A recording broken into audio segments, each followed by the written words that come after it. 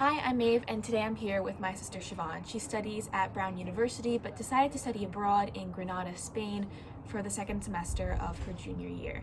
She went to University of Granada in January 2020 and was supposed to stay there until June of this year. However, she was sent home on March 12th after Donald Trump issued a travel ban on Europeans coming to the United States. So, as the crisis in Italy worsened back in early March, a lot of other universities decided to shut down their study abroad programs all across Europe, including in Spain. But Brown decided that you would be able to stay and you didn't come back until a lot later. Do you agree with that decision? Yeah, I did agree with that decision. I was really glad that they waited until we really had to leave so that I was able to enjoy, get the most out of the time that I had in Spain.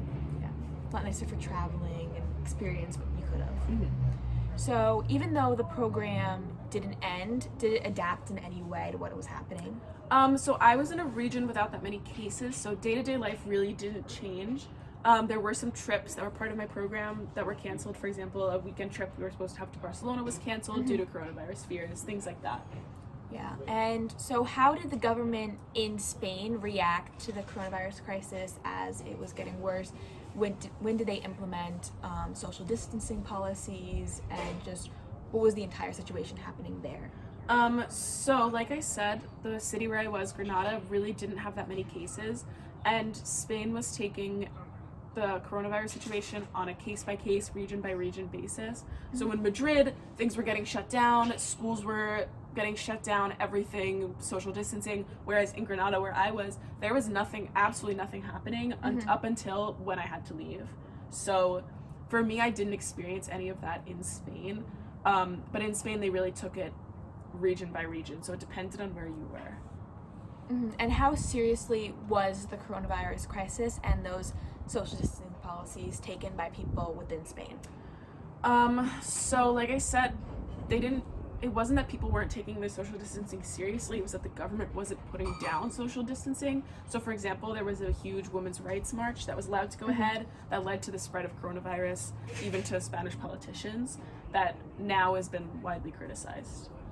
And when schools were canceled, because when you were sent back home at the same time, university classes were canceled and moved online, how did the university you were at, the University of Granada, react to those changes? Were they efficient? Were they helpful? Were they organized?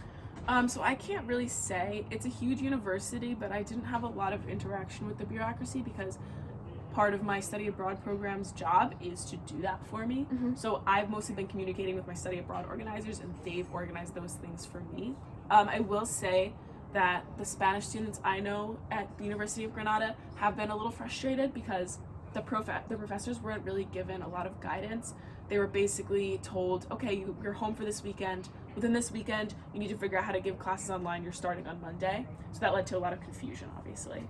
And has it been difficult for you because there's a time difference between where we are in New York and your classes in Spain?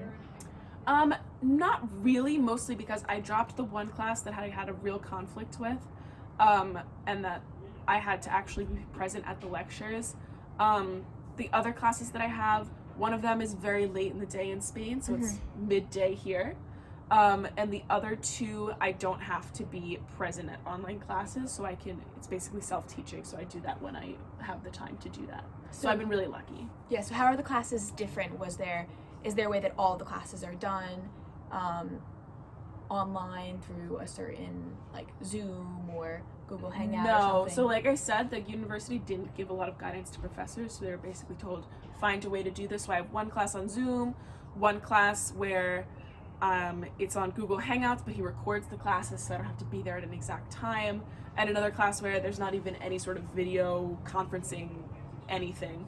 I just teach myself the material. Yeah. And so I know, well, like for us, when we were back home and Donald Trump got on the news and he was talking about how travel was being banned from Europe, we all kind of freaked out a little bit. We were scared that you were going to get caught in Europe.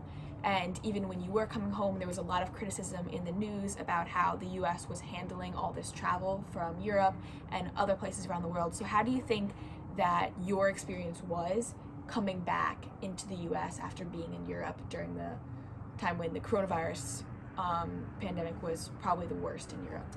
Yeah, so I actually came back 2 days after the travel ban was implemented. There was a lot of fear. I was really scared that I wasn't going to be allowed back into the country because Trump wasn't clear on whether U.S. citizens were included. Obviously, they were not. We were allowed back into our country perfectly fine.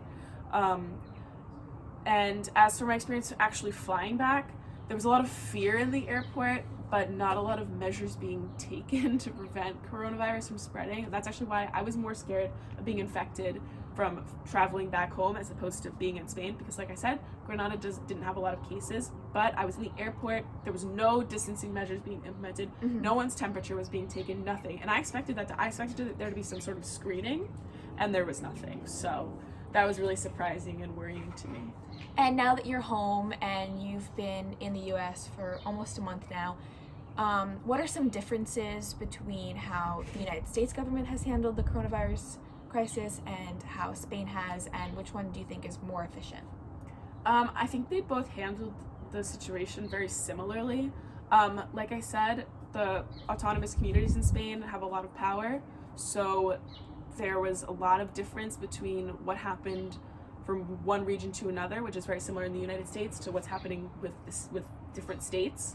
Like different governors can decide. Yeah, exactly. And there's not a strong federal government. government in either place, so there hasn't been uniform laws or uniform policies, and I think that's led to a lot of confusion in both of those countries, and a lot of they've both been pretty slow to respond, and I think both of them are paying the price for that, and I definitely can't say that one has handled it better than the other. Thank you.